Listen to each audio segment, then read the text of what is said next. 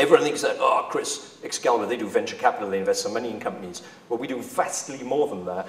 We actually do startup companies, high growth companies, we float companies, we do secondary offerings, we build things, we build the laboratories, we in clinics, we invent medicines and have created hundreds of them, take them through. We're experts in all of these areas over a quarter of a century.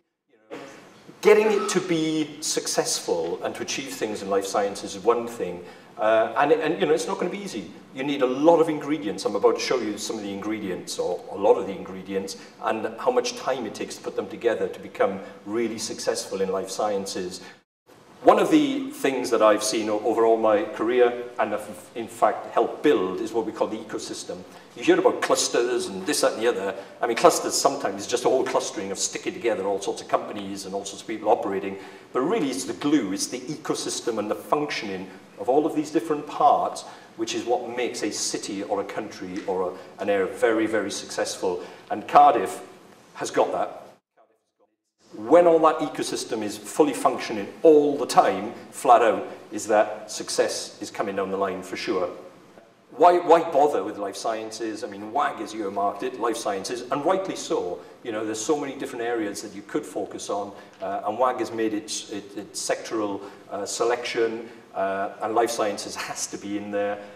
And it's crucial. Now you can start with new companies, take existing companies and do all sorts of things, but creating jobs and skills and wealth and innovation, and ultimately it's the wealth creation all done it, contributes to a stronger economy. So those 8 from those universities from zero with 50 million invested became 2.6 billion, which of course is 50 times the size of the fund and 3.5 times even the size of the co-investment pot of money. You know, and that's quite an interesting statistic.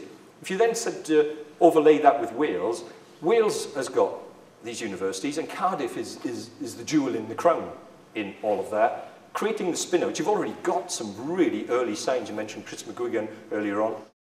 It is a rapidly growing economy, unless I'm wrong. Looking at what's happening in Cardiff, what's going on, and looking at the maths and some of the economics that I've seen on the web, you know, there are international companies there, skilled workforce there, really good infrastructure in Cardiff.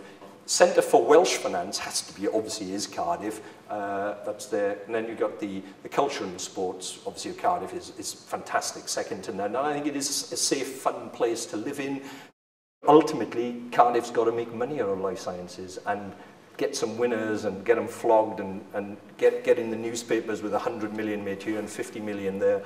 And that becomes the international news, and you get that across, and people will want to live in Cardiff, want to come and work there and be part of the whole drive. And you know, you've got to live the dream before they're going to come and live the dream.